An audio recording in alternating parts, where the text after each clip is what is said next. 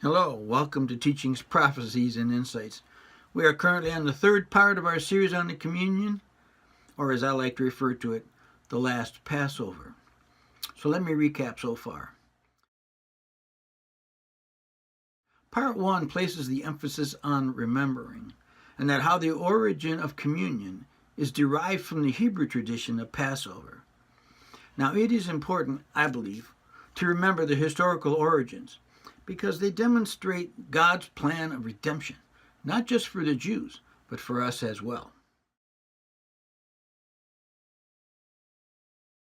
Now, when you look at all the elements that are still part of the Passover meal, only two do not refer to sin, bitterness, or slavery: the bread and the wine. Part 2 focuses on the bread, and that how even the type of bread reveals some of the many references to the Christ. This is part 3 on our series, entitled Take This Cup. Let us proceed. Now, wine is by far the more mystical element found in either the Passover or the communion. That is because of its association with blood. When Jesus raises the cup in Luke 20-20, he makes this declaration. And Jesus is establishing a new covenant, using wine as a token for his blood, since God forbids the consumption of blood, because blood is used as an atonement for the soul. And where the blood of goats and bulls were insufficient to serve as either a propitiation or to convey an inheritance, Jesus' blood does it all. Like a 4-strand rope, his blood binds us together in his love.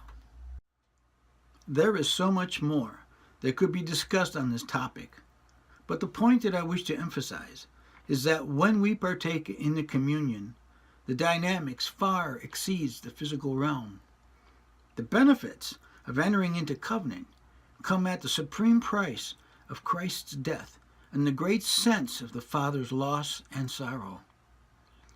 Remember that the next time you eat this bread and take this cup.